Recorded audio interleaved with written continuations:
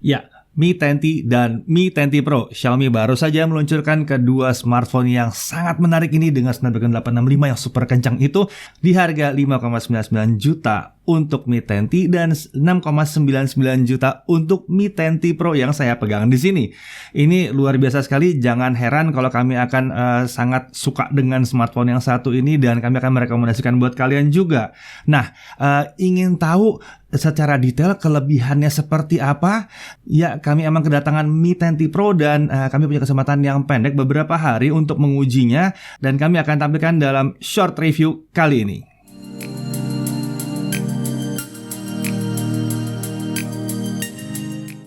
Oke, kita bilang ini short review atau review pendek atau review cepat ya karena kita nge-reviewnya cepat. Bukan karena reviewnya pendek ya, bukan karena reviewnya cuma 5 menit, bukan, tapi karena kami punya waktu mereview yang pendek ya. Ini kita kebetulan kedatangan Mi 10T Pro dan kami punya beberapa hari buat nguji, kebetulan pas, jadi kita bisa bikin review dan kita bisa tampilkan dengan ya semoga lumayan cepat ya. Ya, jadi Xiaomi menghadirkan Mi 10T series dan ada Mi 10T biasa dan ada Mi 10T Pro. Mi 10T itu yang versi lebih murah yang 5,99 juta. Dan Mi 10T Pro adalah versi yang sedikit lebih tinggi, beda 1 juta ya, lebih tinggi. Perbedaannya apa? Nanti kita jelasin di belakang ya. Itu jelas sebetulnya basicnya cuma kamera sama storage sih ya. Sedikit sekali perbedaannya sebetulnya ya. Dan yang kita akan tes kali ini adalah yang berbasis Mi 10T Pro. Ya, Mi 10T Pro, tagline-nya ini adalah flagship camera, display, and speed. Nggak salah sih, nggak salah ya. Isi boxnya ada unitnya, ada antibacterial screen protector yang sudah terpasang, ada charger 33 watt, ada kabel USB Type-C dengan aksen orange di bagian portnya ya. Lalu juga sudah tersedia silver ion antibacterial case. Jadi case-nya juga ini antibacterial case ya. Ada dokumennya, ada SIM ejector, ada adapter Type-C ke jack 3,5 mm untuk audio. Dan ada kartu ucapan terima kasih dari Alvin ya, Country Director Xiaomi Indonesia. Oke, kita langsung lihat desainnya ya. Kalau menurut Xiaomi katanya desainnya sophisticated design, flagship feel. Ya, memang rasanya kayak flagship ya. Pilihan warnanya adalah Cosmic Black dan Lunar Silver. Dan ini berlaku untuk Mi 10T dan Mi 10T Pro ya. Untuk back covernya ini adalah Gorilla Glass 5. Finishingnya glossy. Bahkan kita bisa ngaca pakai back cover tentunya kalau casingnya nggak terpasang ya. Sayangnya emang nggak ada coating khusus buat meminimalkan sidik jari, jadi masih gampang kena bercak-bercak ya. Solusinya ya pakai clear case. Material frame-nya adalah aluminium, dimensinya 165,1 mm kali 76,4 mm kali 9,3 mm dengan bobot 218 gram. Di sisi kanan kita bisa lihat ada side mounted fingerprint dan ini juga power button jadi satu. Ini saya suka sekali ya karena cepat dan ada di power button juga. Lalu ada tombol volume up and down di situ dan kita lihat ada striping atau garis-garis antena di situ ya. Lalu di sisi atas itu ada mikrofon dan ada infrared blaster. Ya, masih bisa jadi remote. Ada lubang output speaker juga di atas. Ini menarik. Ada speakernya ya di sisi atas ini ya. Dan kemudian di sisi kiri kita lihat cuma ada garis antena. Ini polos di sisi kirinya ya. Kita pindah ke sisi bawah. Ada lagi-lagi ada 2 garis antena. Lalu ada speaker utama di bagian bawah. Jadi speaker tadi ada atas ada bawah ya. Stereo speakernya ya. Ada mikrofon juga di situ. Ada port USB Type-C dan ada slot SIM card untuk dual SIM. Tapi ini tidak micro SD ya, tidak micro SD jadi tidak hybrid juga dan memang tidak ada headphone jack di bagian bawah sini. Beralih ke sisi belakang, kita lihat ada triple kamera dengan modul kamera yang cukup besar. Ada LED flash juga di situ ya. Untuk spek kamera utamanya itu 108 megapiksel wide angle kamera, pakai Samsung Bright S5K HMX ya. f1.69 bukanya lumayan besar, autofocus dan ini lensa 7P atau 7 elemen lensanya dilengkapi dengan OIS atau Optical Image Stabilizer. Jadi stabilizer dan optical untuk yang Mi 10T Pro ya. Untuk video recording dia bisa mencapai 8K atau 8K 30 fps. Kemudian ada kamera 13 megapiksel ultra wide angle kamera. Bukaannya f2.2 dengan lensa 5P atau 5 elemen. Sudut pandangnya 123 derajat dan ini adalah lensa fixed focus jadi bukan autofocus ya. Video recordingnya bisa mencapai 4K 30 fps. Masih cukup oke. Ada kamera makro juga di sini ya, 5 megapiksel f2.4 dan ini adalah kamera makro dengan autofocus bisa dari 2 cm sampai 10 cm dan dia bisa ngerekam video juga. Video recordingnya bisa sampai dengan 1080p 30 fps. Hal yang menarik, Xiaomi menyatakan bahwa modul kamera ini dilindungi oleh Corning Gorilla Glass 5. Menarik sekali ya. Oke, di sisi layar sekarang di sisi depan kita lihat ada sebuah kamera selfie 20 megapiksel ultra clear front camera, 20 megapiksel, sensornya Samsung S5K3T2 ya, bukannya f2.2, lensa 5P dan ini adalah kamera fixed focus bukan autofocus. Kamera ini bentuknya punch hole di sisi kiri dan bisa digunakan untuk face unlock juga tentunya ya. Untuk video recording ini sampai dengan 1080p 30 fps.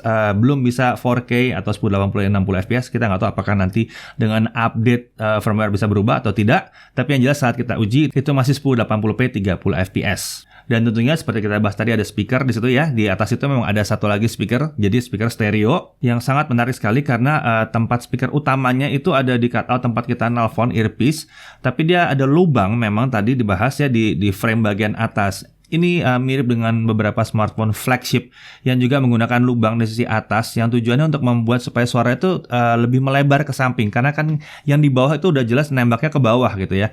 Yang atas juga nembaknya biasanya jadi ke depan. Karena earpiece kan menghadap ke telinga ke depan gitu ya. Nah jadi harus ada lubang di samping supaya suaranya itu ke samping juga. Jadi kalau nonton dari depan tuh benar-benar nyamping kanan kiri suaranya. Keren sih. Lalu kemudian kita bisa lihat juga ada LED notifikasi di bezel bagian atas. Nah untuk layar ini ukuran 6,67 inci dot display. Ini adalah layar yang flat, nggak pakai lengkung-lengkung segala macam, nggak penting juga ya sebetulnya. Resolusinya Full HD Plus 2400 x 1080 pixel dengan refresh rate 144 Hz. Up to 144 Hz tepatnya ya. Opsi refresh rate-nya ada up to 144 Hz, ada up to 90 Hz dan ada 60 Hz juga ya. Sudah support adaptive sync dari 30 sampai 144 Hz. Refresh rate-nya akan menyesuaikan sesuai dengan kontennya yang apa yang lagi ditampilkan. Ini berjalan otomatis supaya baterai jadi irit. Sayangnya emang nggak ada switch on off untuk adaptive sync. Kita nggak bisa maksa hanya 144 doang gitu ya. Kita nggak bisa ngunci refresh rate-nya. Tapi kayaknya ini nggak terlalu masalah juga sih harusnya ya. Untuk layar sendiri color gamutnya NTSC 96% atau DCI-P3 98%. Ini luar biasa sih ya. Dengan delta I atau penyimpangan dijanjikan kurang dari 0,63. Kurang dari 2 udah bagus, kurang dari 1 udah hebat. Ini berani janji dikurang dari 0,63, luar biasa. Tingkat kecerahannya bisa mencapai 650 nits dengan tipikal di 500 nits. Layar ini juga dilengkapi dengan TUV Rheinland Low Blue Light Certification dan Corning Gorilla Glass 5 dan sudah support HDR10. Oh ya, balik lagi soal IPS, kami merasa bahwa warnanya luar biasa sih, apalagi dengan support DCI P3 tadi sampai 98%. Warna yang ditampilkan emang udah luar biasa, no complaint dari sisi warna ya. Oke, kemudian untuk spesifikasi di dalamnya, chipsetnya adalah Snapdragon 865, ya udah nggak perlu dibahas lagi ya, kencang udah ya, 865 bukan 865 plus ya, tapi ya. RAM untuk yang versi ini 8GB LPDDR5 dengan storage 256GB UFS 3.1. Sebagai catatan, pada saat kita menyalakan OS dengan aplikasi dan lain-lain, storage sudah diambil sekitar 20GB. Tapi dia punya 256GB untuk yang Mi 10T Pro, nggak ada masalah ya. Nah, untuk baterainya ini adalah baterai 5000 mAh dengan charger 33W fast charge ya. Sementara itu untuk cooling system dia menggunakan liquid cooling chamber. Ya udahlah ya, kita udah pernah bahas soal liquid cooling ya sebelumnya ya. Ya, dia menggunakan sistem itu juga. Oke. Nah, kemudian untuk OS dia menggunakan MIUI 12 dan itu adalah Android 10. Dan ini sudah minim sekali untuk bloatware pada saat pertama kali dinyalakan ya. Nggak banyak pre-installed app kecuali kalau kalian setup dari awal cuma pencet next terus ya. Karena kan kalian ditawarkan mau install apps apa yang direkomendasikan dari Xiaomi. Itu bisa di-skip ya. Tapi kalau di-okein aja semuanya agak hati-hati karena agak rame aplikasinya. Jadi pelan-pelan pada saat awal pertama kali menghidupkan. Kami mencatat beberapa fitur MIUI 12 yang cukup menarik seperti Video Toolbox. Nah, si Video Toolbox ini berisi fitur menarik saat kita membuka aplikasi video. Kita ambil contoh penggunaan di YouTube ya. Untuk bisa pakai fitur ini harus pilih dulu app yang mau dimasukkan ke dalam fitur ini dalam menu Setting, lalu Special Features ke Video Toolbox di situ. Kalau udah, nanti tinggal slide dari pojok layar itu ada indikatornya. Di sini ada banyak fitur menarik terkait video, tapi ada 2 fitur yang paling menarik menurut kami. Yang pertama adalah Play Video with Screen Off.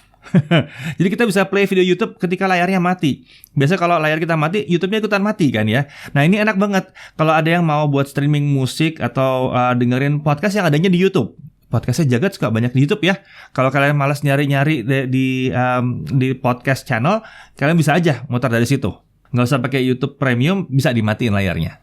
Sayangnya memang ini hanya berguna untuk screen off ya, belum bisa untuk background playback, gitu nggak bisa ya.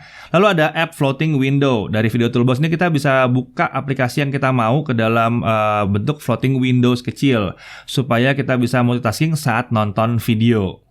Kemudian ada fitur menarik seperti Game Turbo. Ini isinya banyak fitur-fitur pendukung gaming. Lewat Game Turbo ini kita bisa melihat CPU, GPU, FPS counter dalam game bahkan ya. Tapi sayangnya emang nggak dalam bentuk floating windows. Jadi kita nggak bisa lihat sambil main. Harus berhenti dulu terus slide panel ke Game Turbonya ya. Kemudian ada Second Space. Kita bisa membuat dua tampilan di dalam satu smartphone. Tampilan satu isinya bisa data utama kita, dengan tampilan keduanya bisa tampilan baru yang kosong atau bisa diisi dengan data dan aplikasi yang berbeda dari tampilan yang pertama. Misalkan kalau ada teman atau anak mau pinjem, tapi kita nggak mau aplikasi dan data utama kita terlihat oleh mereka, ya. Nah ini cukup nyalakan Second Space, maka mereka nggak bisa akses tampilan utama kita tentunya ya. Switchingnya hanya butuh password atau fingerprint yang berbeda dari tampilan satu. Misalnya tampilan satu tuh pakai jempol, nanti tampilan dua tuh kita bisa pakai telunjuk gitu ya, bisa juga ya. Jadi ini sangat mudah sekali pemakaiannya. Nah kemudian floating window, nah yang ini membuat aplikasi dibuka dalam bentuk jendela yang melayang gitu ya, bisa diakses dari berbagai cara ya.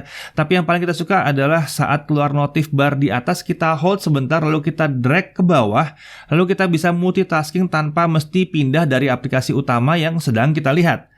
Lalu kemudian ada juga yang namanya Light Mode. Ini membuat icon di home screen jadi super besar dan simple tanpa app drawer. Ini biasanya cocok untuk orang-orang tua mungkin ya, yang butuh mungkin iconnya lebih besar atau kurang gitu paham teknologi, maunya tampilannya sederhana-sederhana aja. Oke, kita lanjut dari sisi sensor. Kita bisa lihat bahwa ini sensor lengkap, accelerometer, light, proximity, orientation, gyro, magnetic, dan lain-lain lengkap semua. Sementara itu untuk konektivitas, nah ini menarik sekali. Harganya di berapa tadi? Di 5,99 dan 6,99 ya, tergantung versi yang kalian ambil. Dua-duanya sama-sama 5G ready. Yes. Ini sudah 5G ready. Kemudian dia sudah punya Wi-Fi 6 atau Wi-Fi AX. Wi-Fi bisa di-sharing juga ya. Jadi bisa connect ke hotspot sambil membuat hotspot. Bisa gitu. Bluetooth-nya udah versi 5.1. Infrared blaster ya, udah ada tadi. NFC jelas ada di sini. Oke, mari kita masuk ke pengujian performance-nya. Kita mulai dari Antutu 7, kita lihat skornya tinggi di 459 ribuan. Antutu 8 kita dapat sekitar 580 ribuan. Lagi-lagi cukup oke. Ingat harganya ya. Untuk Geekbench kita bisa lihat Geekbench 4 single core di 4272. Ya, ada multicore di 13 ribuan. Ini gede banget. Geekbench 5 juga single core di 905 dengan multicore 3371. Ini juga besar sekali. Sayangnya kelihatan kita menemukan beberapa benchmark kena masalah dengan adaptive sync, karena adaptive sync ini harus mengenali aplikasinya lalu menyesuaikan. Beberapa benchmark terkunci di 50 fps, kita nggak tahu kenapa, tapi itu tidak mengganggu keseharian sih harusnya ya, karena benchmarknya yang terganggu. Nggak ada masalah, jadi kita terpaksa skip 3D Mark karena skornya berbeda. Dan beberapa skor GFX yang on screen juga kena masalah, tapi kita bisa pakai GFX off screen ya, tetap ya. GFX bench untuk 1080p T-Rex off screen jatuh di 204 fps yang tinggi sekali. Nah sekarang kita beralih ke suhu dan konsistensi performa. Ini banyak yang minta kita tes pakai CPU throttling test 30 menit. Suhu layar area terpanas di dekat earpiece di 42 derajat Celcius, dan bodi belakang terpanas di area modul kamera itu sekitar 40 derajat Celcius. Ini termasuk suhu yang adem sih untuk stress test kayak begini ya. Hasil kita lihat ada throttling di 80% yang masih cukup oke. Tampaknya emang untuk menjaga suhu, si sistem Mi 10T Pro ini dirancang untuk menurunkan performanya saat panas. Ya, ini wajar. Ini adalah salah satu poin yang membedakan antara smartphone flagship dengan smartphone gaming, ya, atau smartphone biasa dengan smartphone gaming. Smartphone gaming akan ngelos tapi panas. Kalau smartphone yang ini enggak dong, nggak boleh. Nanti kalian kepanasan. Nah, kita lanjut ke kemampuan gamingnya gimana? Ya, pakai 865. Walaupun bukan smartphone gaming, tapi tetap aja harusnya kencang. Kita coba di PUBG Mobile dulu ya. Default max-nya itu ada 3 ya. Ada Smooth 90 fps, ada HDR Extreme 90 fps, atau ada Ultra HD Ultra 40 fps. Kita iseng deh, kita paksa unlock Ultra HD plus 90 fps. Gimana kalau setting default terlalu ringan ya. Nah, kita mainkan di mode klasik, satu match kurang lebih 25 menit sampai selesai gitu ya. Hasilnya dari awalnya kita dapat 85 sampai 90 fps. Lalu ketika agak hangat dia mulai drop ke sekitar 75 sampai 80 fps. Ketika masuk sekitar menit 20, sistem menurunkan refresh rate ke 60 Hz dan fps diturunkan ke 60 Hz.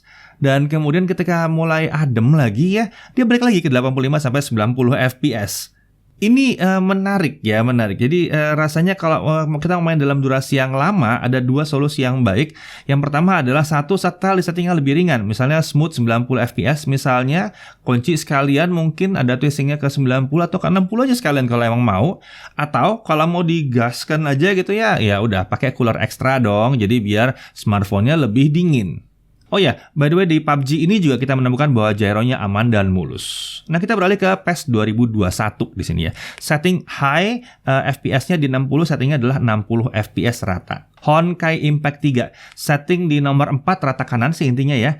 Scene ringan 44 sampai 60 FPS, scene berat stage open world itu 30 sampai 40 FPS. Smartphone lain ada yang udah di-unlock untuk bisa melampaui 60 FPS, sayangnya ini belum bisa. Tapi ya nggak masalah. Cek harganya. Genshin Impact setting highest, semua efek dipentokin 50-60 fps kalau lagi jalan-jalan biasa. Battle bisa drop sampai 30 sampai 45 fps. Tapi ya belum ada smartphone Android yang bisa handle game ini rata di 60 fps terus-terusan ya, termasuk battle-nya belum ada. Pasti drop fps di beberapa skenario. Jadi kalau dia drop ke sampai 30-45 fps ini ya masalah dari developernya juga sih sebenarnya ya. Mungkin kalau berikutnya nanti dia ngidupin VRS dan lainnya mungkin lebih asik lagi. Oke, lanjut, bagaimana dengan game 144 fps? Ini kan layar 144 Hz ya, harusnya bisa dong 144 fps. Tapi ini bukan smartphone gaming. Jadi kita lihat deh apa yang jalan. Real Racing 3 di smartphone lain tuh ada yang bisa 144 fps. Sayangnya di sini nyangkut di 60 fps. Kemudian Dead Trigger 2 setting defaultnya langsung terbuka 144 fps. Hasilnya memang bisa nyampe 142 144 fps konstan performanya. Jadi mantep bener yang satu ini. Lalu Shadowgun Legends ya, setting grafiknya ultra high, FPS di 60, walaupun setting FPS 60 tapi saat battle dia otomatis naik ke 144 FPS. Tapi sayangnya hasilnya belum optimal di game ini. Kalau layar di style 144 masih terjadi kadang-kadang frame drop, frame skip gitu ya. Karena frame rate-nya cenderung naik turun. Saran kami sih untuk Shadowgun Legends dikunci aja di 60 biar lebih nyaman aja ya, lebih stabil. Lalu Minecraft, entah kenapa layarnya otomatis nyetel di 90 Hz setiap kali masuk ke dalam Minecraft. Lucu banget ya, tiap masuk game langsung di 90 Hz. Jadi maksimalnya cuma 90 fps. Jadi kita belum bisa melihat dia jalan di 144 fps. Lalu kita set di render distance defaultnya di 20 chunk, hasilnya 70 sampai 90 fps ya. Kalau mau stabil di 90 fps, memang kita harus turun ke 12 chunk. Ini udah lumayan juga penampilan di 12 chunk ya. Oke, gaming sudah, sekarang mari kita tes baterainya. Untuk video playback dalam kondisi layarnya di auto ya tentunya ya, kita mendapatkan bahwa dia bisa muter video 24 jam. 24 jam muter video. 23 jam 56 menit. Yalah, beda 4 menit. Anggaplah 24 jam ya. Itu panjang sekali untuk smartphone yang harganya segini dengan prosesor sekencang ini dengan layar 144 Hz tentunya. Lalu kemudian kalau kita main game Genshin Impact selama 30 menit itu turun sekitar 13% dalam kondisi kita pakai WiFi tentunya konektivitasnya ya. Ini juga termasuk oke banget karena biasanya bisa turun bisa 13-15% itu sudah oke sekali ya. Kemudian untuk charging ini juga menarik dari kosong sampai penuh. Ingat ini 5000 mAh, dia hanya butuh waktu 1 jam 7 menit. Nice, ini enak banget sih memang. 1 jam 7 menit itu tergolong cepat ya. Nah oke, berarti baterai sudah awet dan performa sudah oke. Mari kita coba kameranya, tapi tentunya nggak dalam ruangan. Kita keluar ruangan dulu. Ya, jadi ini kamera selfie-nya Mi 10T Pro yang sebetulnya sama aja sama Mi 10T yang biasa ya. Jadi speknya sama persis, kurang lebih kayak begini. Ini mohon maaf kondisinya memang kita lagi hari ini hujan mulu. Jadi ini bukan kondisi paling terang kita bisa dapat ya. Coba kita lihat kalau kita jalan seperti apa. Dan oh ya, saya tidak pakai mikrofon tambahan. Ini semuanya mic-nya dari Mi 10T Pro saja. Ya, jadi kalau vlogging kurang lebih kayak begini ya jadinya. Ini pegang pakai tangan aja, saya nggak pakai tripod, nggak pakai macam-macam. Kita bisa lihat ya bahwa ini stabilizernya asik banget, padahal pakai kamera selfie. Ya, jadi stabil ya, enak banget kalau dipakai vlogging nih. Oke, ini kamera utamanya si Mi 10T Pro. Kalau saya bawa jalan kurang lebih kayak begini. Lihat ini stabilisasinya, ya seperti ini ya. Stabilisasinya dan detailnya seperti ini. Dan ya, gimana? Cukup oke? Nah, kalau ini kamera ultra wide ya Mi 10T Pro, stabilizer juga ada di sini. Jadi ini enak banget ya, lengkap banget stabilizer semua ada di sini. Gimana kualitasnya? Lumayan, keren. Nah, sekarang ini mode makro, bisa video. Coba ya kita lihat sedekat apa dia bisa fokus. Bunga kecil ini, wow, bisa dekat banget ya fokusnya ya. Keren ya. Nah, kalau dari mode normal, dari wide ya, kita bisa zoom in sekitar 6 kali ya. Zoom 6 kali ini berarti ya. Masuk lagi, masuk lagi, masuk lagi. Ya, zoom 6 kali, kurang lebih seperti ini. Kita bisa balik lagi. Tapi kita tidak bisa akses ultra wide-nya. Kalau ultra wide kita harus mulai dari ultra wide. Nah, ini ultra wide. Nah, kalau di ultra wide kita bisa maju sampai 2 kali ya, dan kita tidak bisa tembus ke telenya ke lebih jauh dari 2 kali karena kita start dari ultra wide. Jadi kalian harus pilih. Kalau mau mulainya lebar ya harus dari ultra wide, kalau mulainya agak tele ya harus mulai dari normal ya atau wide-nya. Ya, bikin bokeh sambil videoan bisa ya. Ini kamera selfie-nya aja bisa, cuma satu kamera doang. Dia bisa bikin efek bokeh di belakang seperti ini. Dan kita bisa setel mau seberapa blur belakangnya ya. Ini adalah mode dual video. Jadi ini nggak diedit, ini udah aslinya datang dari kameranya langsung kayak begini. Saya bisa pilih mau di mana tempat saya, apakah mau di kiri atas begini atau mau side by side atau gimana. Ini tentunya akan sangat berguna sekali untuk vlogging atau yang butuh 2 kamera gitu ya. Karena kan ini live ya, kamera belakangnya live juga sekalian jalan gitu. Nah, coba kita lihat kalau misalnya kita vlogging kayak gini, seperti gimana ya jadinya. Bisa vlogging, ngobrol, ini langsung loh, ini nggak pakai edit video lagi. Jadi saya bisa vlogging sambil muka saya tetap kelihatan. Misalnya saya bilang, ya lihat ini airnya di sini ya, keren banget ya, karena ini pasti pagi, jadi masih banyak embun, dan ini juga bekas hujan, keren ya. Nah, dual video tuh bisa kayak gini juga ya. Jadi besar kanan kiri begini juga bisa. Lagi-lagi ini bukan editing, jadi saya bisa kasih lihat gitu ya. Oh betul, enak buat tutorial tuh. Saya bisa ngomong, lihat yang satu ini jeruknya ada 2 misalnya gitu. Keren, saya suka nih dual videonya Xiaomi nih. Oke, sekarang kita lihat menunya untuk yang Pro ya. Kalau kita masuk Pro, nah ini adalah mode untuk foto. Kalau kayak begini ya, ini mode foto. Kita bisa lihat white balance-nya kita bisa pilih, kemudian fokus kita bisa pilih, lalu shutter speed-nya ini sampai 30 detik. Saya putih banget itu ya. Kemudian untuk ISO kita bisa pilih sampai 6400 di sini ISO-nya ya. ISO 6400, kemudian di sini ada pilihan untuk naik turun plus minus EV, dan kita masih bisa pilih lensa mana yang mau dipakai, mau wide, mau ultra wide, atau bahkan mau makronya tuh juga bisa. Nah, ini menarik kalau kita mau pindah ke video juga bisa sebetulnya. Ini kita pindah video ya, kalau bulatannya merah begini nih video. Nah, sama di sini juga kita bisa atur white balance, kita bisa atur untuk fokusnya juga bisa, kemudian untuk shutter speednya tapi di limit sampai 1/8. Ya sebetulnya 1/30 udah cukup ya, tapi ini sampai 1/8 untuk video. Kemudian untuk ISO dia sampai 6400 juga untuk video ya. Lalu sama kita bisa pilih untuk plus minusnya, dan kita bisa pilih mau pakai lensa yang mana juga. Jadi di mode Pro itu keleluasannya luar biasa ya, bisa pilih buat foto, bisa pilih untuk video juga. Oke, kurang lebih seperti itu ya pengujian kamera si Mi 10T Pro. Ini nggak akan jauh beda dari Mi 10T sih harusnya, terutama buat selfie-nya. Kalau buat kamera belakang mungkin akan beda tentunya ya, tapi untuk selfie harusnya nggak akan jauh beda. Jadi kalian bisa ngambil pengujian selfie-nya untuk melihat kira-kira kalau kamera depannya si Mi 10T seperti apa ya. Lalu kemudian juga audio akan mirip-mirip aja antara Mi 10T dengan Mi 10T Pro sebetulnya. Secara keseluruhan kalau untuk Mi 10T Pro kalian bisa lihat bahwa kualitas gambarnya oke banget, terutama di sensor utama ya, di sensor utama. Sayangnya emang kalau buat gelap-gelap kami nggak lihat bahwa night mode-nya itu luar biasa hebat, membantu tapi tidak segitu hebatnya. Belum sama dengan flagship yang harganya di atas 10 juta tentunya ya. Tapi ingat harganya berapa? Harganya 5,99 sampai 6,999. Jadi ya no complaint di sini. Ini udah bagus banget, kita bisa dapat bokeh juga, suaranya oke banget. Oke, kita lanjut ke pengujian lainnya. Ya, kita bisa lihat bahwa Netflix dengan ini bisa L1, bisa Full HD, dan bisa HDR10 di Netflix. Wow, nice Netflixnya ya. YouTube tentunya bisa HDR juga. Lalu ada yang bertanya soal touch delay, kita coba beberapa aplikasi. Real Drum aman, Classic Drum aman, Drum Kit aman, di PUBG juga touch delay-nya aman ya. Nggak ada masalah, setidaknya pakai 4 aplikasi itu aman.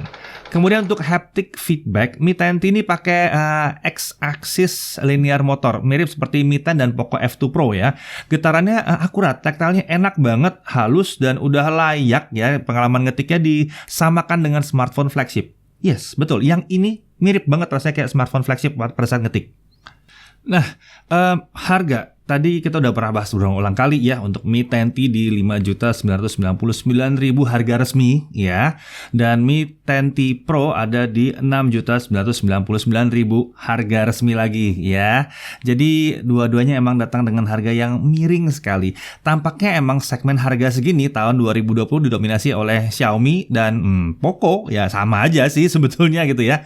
Tapi yang menarik adalah di Mi 10T sebetulnya. Untuk Mi 10T ini adalah Snapdragon 865 paling murah di Indonesia di akhir tahun 2020 ini. Sementara Mi 10T Pro adalah Snapdragon 865 dengan RAM 8GB dan storage 256GB paling murah di Indonesia saat video ini ditayangkan di akhir 2020. Ya, tentunya kalian pasti bingung antara Poco F2 Pro dan Mi 10 juga gimana nih.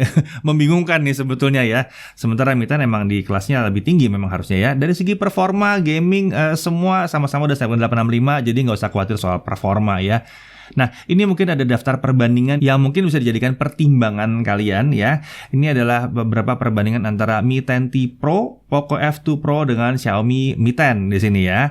Kita bisa lihat bahwa Mi 10T Pro layarnya IPS 144Hz, F2 Pro, Poco F2 Pro itu layarnya itu 60Hz AMOLED, tapi itu layar semua, nggak ada punch hole-nya, nggak ada apa-apa di situ ya. Layar semua karena dia pakai itu ya, kameranya pakai yang nongol gitu dari body ya. Untuk dimensi kita bisa lihat bahwa memang Mi 10T Pro ini yang besar ya, lebih besar bahkan daripada si Poco F2 Pro, dia lebih tebal ya. Tapi dia udah bisa dual SIM, kemudian bisa dilihat bahwa speakernya sudah stereo juga di situ. Untuk Mi 10T Pro itu 8256 di harga 6,999 ya. Kalau Poco kan 8256-nya bukan segitu harganya. Kemudian bisa lihat lagi untuk speakernya udah stereo, sementara untuk Poco sayangnya itu masih mono ya. Yang stereo juga adalah Xiaomi Mi 10 di situ. Dan untuk baterai dari semuanya dia yang paling besar, walaupun memang Mi 10 lebih irit ya ketimbang si Mi 10T Pro. Tapi nggak jauh sih iritnya. Untuk charging jelas kelihatan Mi 10T Pro dan Mi 10 itu adalah yang terbaik dengan 1 jam 7 menit atau jam 6 menit, mirip-mirip lah ya. Sementara itu untuk kamera kita bisa lihat bahwa Mi 10T Pro itu salah satu yang terbaik bareng sama Mi 10 ya, comparable, mirip-mirip sama Mi 10T Pro, itu luar biasa ya. Nah, kalau Mi 10T sendiri kemungkinan kualitas kameranya akan lebih mirip ke Poco F2 Pro ya jadinya ya. Jadi Mi 10T Pro lebih mirip ke Mi 10, sementara Mi 10T akan mirip ke Poco F2 Pro dari sisi kamera. Nah, perbandingan antara Mi 10T Pro dan Mi 10T sendiri memang tipis ya. Kalau kita bicarakan tadi udah kameranya, bisa lihat kameranya 108 megapiksel versus 64 megapiksel. Lalu sistem OIS-nya ya, kalau Mi 10T Pro punya OIS, sementara yang Mi 10T nggak punya OIS karena sensor juga mungkin ya. Kemudian untuk pilihan RAM dan storage-nya untuk Mi 10T Pro itu 8256, sementara Mi 10T itu 818. Terima kasih loh Xiaomi, dikasih yang 8GB juga tetap ya walaupun harga yang murah. Dan pilihan warnanya sama sih, Cosmic Black dan Lunar Silver. Untuk bobotnya ada perbedaan tapi cuma 2 gram. Nggak terasa sih itu bedanya. Oke, secara keseluruhan kita bisa lihat bahwa mungkin bodi besar dan berat mungkin ada yang kurang cocok ya, tapi ya dengan performa seperti ini kayaknya sih nggak ada masalah ya. Memang harus ada yang dikorbankan untuk performa sebesar ini dengan baterai yang gede seperti ini. Kita belum nemu sih yang pakai kelas-kelas Snapdragon 865 dengan baterai 5000, bobotnya bisa 180 gram, belum nemu sama sekali. Kemudian tidak adanya headphone jack bagi sebagian orang mungkin akan jadi masalah, tapi banyak yang udah pakai TWS juga hari gini atau Bluetooth headphone ya. Dan kalau kalian butuh pakai jolokan jack 3,5 mm, Xiaomi menyiapkan adaptor dari Type-C ke 3,5 mm juga. Nah, mungkin ada yang komplain soal dagu yang tebal nggak simetris di bagian bawah. Iya sih, tapi harga, lagi-lagi kita bilang ini harganya nggak mungkin juga ya ada yang nemu simetris di harga semurah ini dengan prosesor seperti ini, kayaknya susah dicari ya. Kalau buat saya sih nggak terlalu masalah jadinya. Mungkin satu-satunya yang kita harapkan ada peningkatan adalah di adaptive sync-nya yang mungkin bisa lebih banyak mengenal game-game yang lain dan aplikasi benchmarking itu akan mempermudah kami sekali ya. Nah, kemudian poin-poin lain yang kita bisa lihat adalah untuk layar IPS 144Hz ini mesti dibahas secara spesial memang ya. Jangan kaget kalau ada bayangan hitam di sekitar kamera kamera selfie itu wajar karena IPS, layar IPS itu adalah layar yang punya lapisan-lapisan. Jadi kalau ada lobang di tengah-tengah layar itu jadi kayak ada lorong di tengah-tengahnya ya. Pantas kalau ada kelihatan bayangan dari si lorong itu sendiri. Dan kenapa hitam? Karena lorongnya harus hitam biar nggak ada pendar-pendar dari samping supaya kameranya tidak terganggu gambarnya tentunya ya. Nah kemudian soal layar IPS juga kalau kalian melihat ada perbedaan kecerahan di area bezel tipis-tipis di pinggir-pinggir ya, ada perbedaan kecerahan sedikit, itu wajar banget untuk IPS. Kita juga melihat bahwa di sini ada tapi minim sekali, minim, harus bener-bener dicari banget baru kelihatan. Pada kesehariannya di awal kita nggak nyari, pada saat kita mau ngecek baru kita bisa lihat, bener-bener harus dicari banget. Dan ini wajar buat IPS, bahkan pada saat smartphone yang buah-buahan itu ya pada pakai layar IPS pun sama kejadiannya, kayak gitu juga. Nah, untuk hitam memang hitamnya tidak sepekat AMOLED, walaupun ini hitamnya bisa terbilang sangat baik untuk layar IPS ya. Di sisi lain untuk layar IPS yang kami suka adalah minimnya resiko burn-in. Kenapa? Karena pada umumnya IPS jarang terkena masalah ini. Boleh nggak tahu burn-in? Burn-in itu adalah ngejiplaknya ini ya, bentukan yang ada di layar gara-gara mungkin kelamaan ditampilkan bentuk yang sama terus kecetak di layar gitu ya. Sering terjadi di AMOLED untuk jangka panjang. Sementara kalau di IPS kita jarang lihat, jarang sekali ya. Sementara itu walaupun ini IPS tapi kita nggak ada masalah dengan touch response. Buat game, real drum, ngetik tetap lancar jaya, enak banget lah. Soalnya kita pernah nemu walaupun AMOLED tapi di beberapa app dia bisa delay. Ada beberapa yang kayak begitu. Jadi itu nggak ada hubungannya sih sebetulnya ya. Tapi ya kalau kalian menyangkut pautkan antara IPS dan AMOLED dengan touch itu beda sebetulnya. Dan di sini touchnya enak banget. Pengalaman scrollingnya juga luar biasa mulus ya, dan beberapa game bahkan udah support refresh rate yang tinggi. Jadi pengalaman gamingnya lebih enak lagi di situ. Kemudian sensor 108 megapiksel ini juga plus minus, walaupun banyakkan plusnya ya. Area fokusnya atau ruang tajamnya ini memang sempit. Ini menciptakan bokeh yang natural. Kami suka di sini, dan bokeh natural juga cukup bagus karena lumayan oke ya gitu ya. Tapi harus hati-hati kalau jaraknya dekat ya, lagi jarak dekat gini, karena depth of field-nya yang tipis itu juga autofocus kadang-kadang suka miss. Kadang-kadang harus dipastikan. Jadi jangan nggak diliatin gitu loh ya fokusnya. Karena itu emang umum terjadi kalau pakai sensor-sensor yang besar. Biasanya kayak gitu. Ini kan sensor besar nih. Efek sampingnya tuh kualitas gambarnya lebih bagus ya. Jadi kualitas gambarnya memang bagus banget ya 108 megapiksel ini. Tapi itu membuat juga jadi jomplang antara sensor utama dengan ultrawide dan makro. Sebetulnya bukan ultrawide dan makronya jelek. Ultrawide dan makronya lumayan bagus sebetulnya di sini. Yang jadi masalah adalah 108 megapikselnya, sensor utamanya itu yang bagus banget. Jadi kelihatan agak jomplang aja di situ ya. Kemampuan low light-nya juga lumayan oke di 108 megapiksel, walaupun emang bukan untuk bersaing dengan smartphone kelas 10 juta ke atas, tapi low light-nya udah bagus banget ya.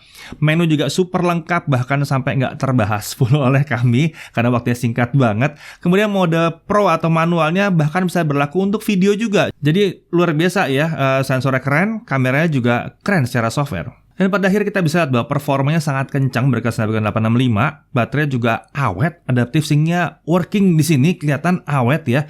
Speaker stereo enak banget dan cukup lantang, chargingnya juga kenceng, haptic feedback untuk ngetik itu kelasnya rasa kelas flagship banget. Infrared blaster bisa bikin dia jadi remote, enak banget. NFC sudah standar ya yang ada. Harganya harganya bikin geleng-geleng. Memang harganya gila sih.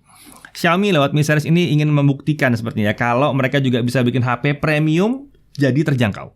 Dan Mi Series yang satu ini tetap terasa premiumnya walaupun udah dipangkas jauh sekali harganya ketimbang flagship-flagship yang lain. Tetap banyak inovasi baru, tetap syarat dengan teknologi terkini, performanya tinggi, desainnya keren, dan dengan harga segini sangat mudah sih bagi kami untuk menyarankan Anda untuk melirik ke Mi 10T dan Mi 10T Pro jika sedang mengincar smartphone kelas mid-end tapi kepingin performa yang tinggi. Bayangkan, Anda beli dengan harga mid-end, dapatnya performa flagship. Saya Dedi Irfan, Jaga TV TV.